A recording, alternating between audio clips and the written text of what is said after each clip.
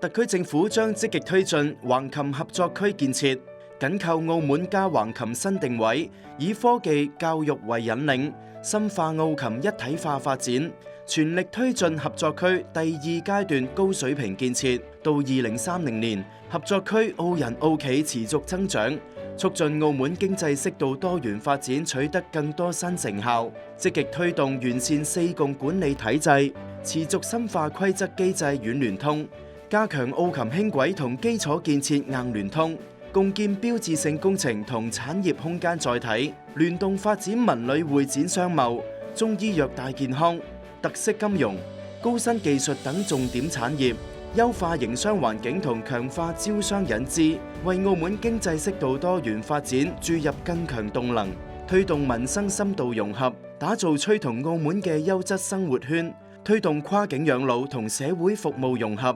深化教育合作同人才高地建設。